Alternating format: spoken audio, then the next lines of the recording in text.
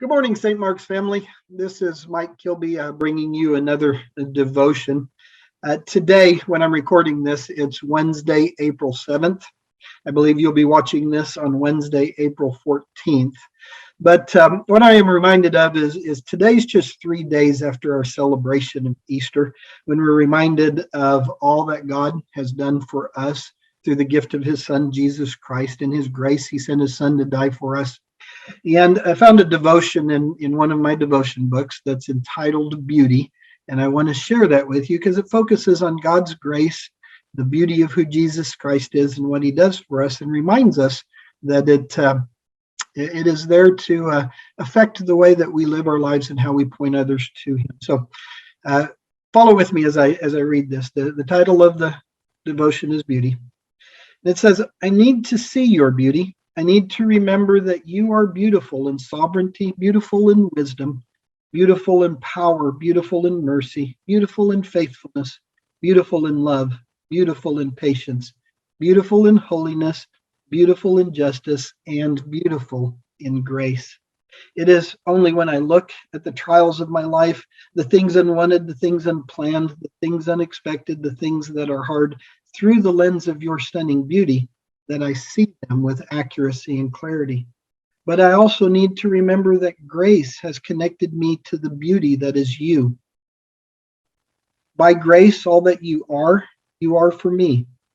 So to fight my divine beauty amnesia, tomorrow once again in the quiet of early morning, I will stop and gaze upon your beauty, and I will rest, remember, worship, and celebrate, knowing that glorious grace has connected me to the stunning beauty that is and forever will be.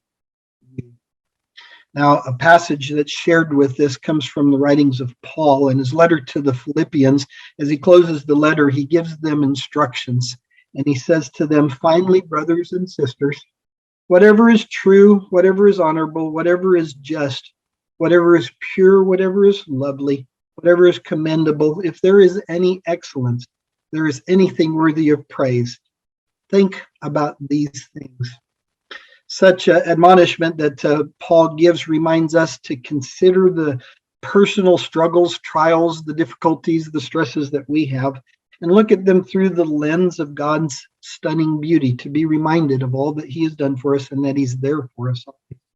So what are some of the habits that you and I can develop on a daily basis to remember that we are always connected to God? We are connected to his beauty, and that we are connected to salvation through his grace.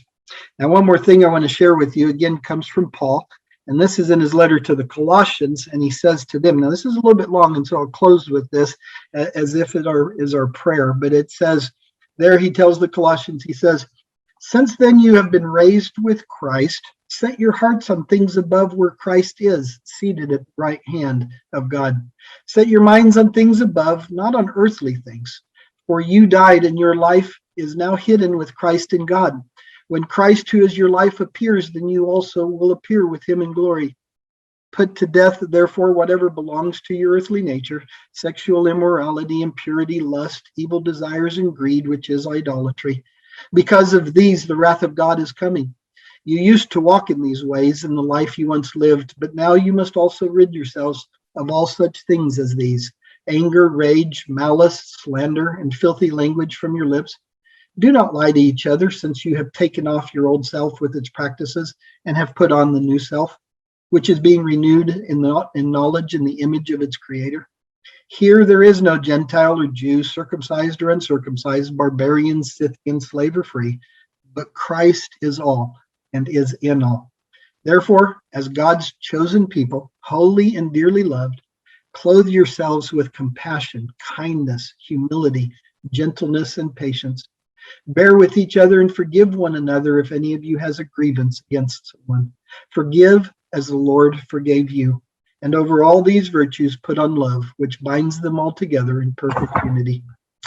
Let the peace of Christ rule in your hearts, since as members of one body you are called to peace, and be thankful. Let the message of Christ dwell among you richly, as you teach and admonish one another with all wisdom through psalms, hymns, and songs from the Spirit, singing to God with gratitude in your hearts. And whatever you do, whether in word or deed, do it all in the name of the Lord Jesus, giving thanks to God the Father through him.